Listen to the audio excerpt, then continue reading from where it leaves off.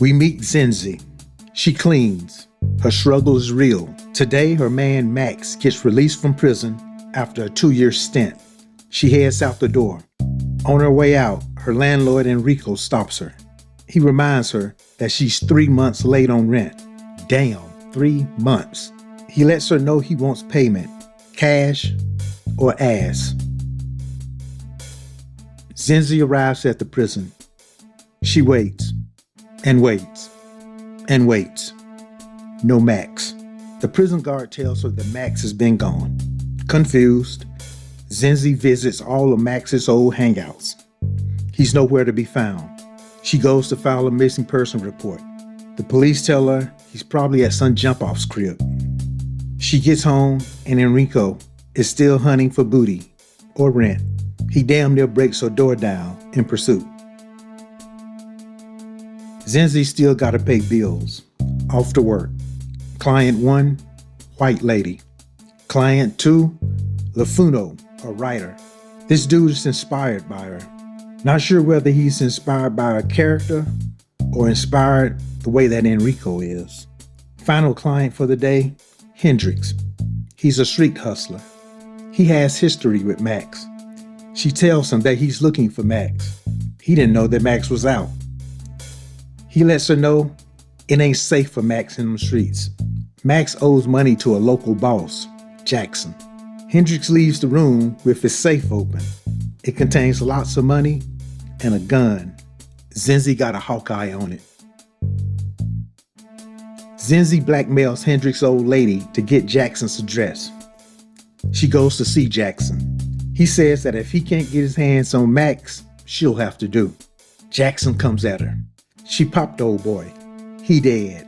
I guess Zinzi helped herself to Hendrix's gun in that safe. She returns to Hendrix's spot. She tries to sneak the gun back into the safe. Nope, he caught her. Well, news travels fast. Hendrix finds out that Jackson has been shot. He puts 2 and 2 together and knows that Zinzi did it. This shit is bad for business. The police raid the joint, but Hendrix lets Zinzi know that their business is far from over. Someone keep playing on Zinzi's phone, a heavy breather.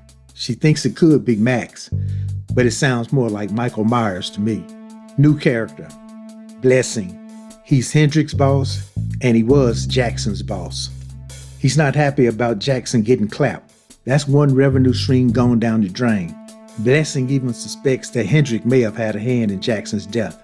After another day of hard work, Zinzi gets followed. This dude. He catches up to her. He's one of Hendrix's goons. Since Zinzi has proven that she got those Kill Bill skills, Hendrix wants her to take down his boss, Blessing.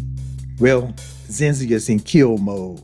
She pushed the old boy in front of a moving train. In my opinion, that's what he gets for standing on the train track. And by the way, this was all caught on camera. Starts with a flashback. Zinzi and her son visits Max. He begins to separate himself from them. We get the rundown of how Max ended up in prison. Hendrix and Blessing squeezed him to take the rap for a murder. Max agreed to do so, only if they took care of his family while he was on the inside. A little later on, we find out they ain't taking care of shit. Another prison flashback. This time, it's the head goon talking to Max. Max lets him know that he knows they aren't coming through for Zinzi and his family, as agreed. As Zinzi comes home from work, she finds Hendrix waiting for her. He's come up with a plan for her to kill Blessing. She's gonna deliver some lace cocaine to him. Enrico tells Zinzi that he's selling the property.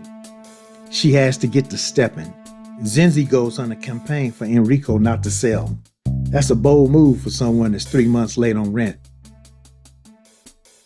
Yet another prison flashback. This time it's Max talking to the goon again. Since they're not holding up their end of the deal, Max threatens to bring everyone down. You don't have to be in the streets to know that's a bad idea. You either do it or you don't do it. What you don't do is threaten to do it. Enrico's still trying to take some ass. He's following Zinzi again. He attacks her and she goes Barry Bonds on his ass. Hit a home run. So Enrico is now dead. I tell you, Zinzi got more kills than I have subscribers. Shame. Hendrix's old lady goes to the police. She tells them that she gave Zinzi Jackson's address the day of his death. The police pick Zinzi up for questioning. The same white cat lawyer that got Max 2 years for his murder rap shows up to help Zinzi. He stops the police questioning. LaFuno, the writer, invites Zinzi to stay with him.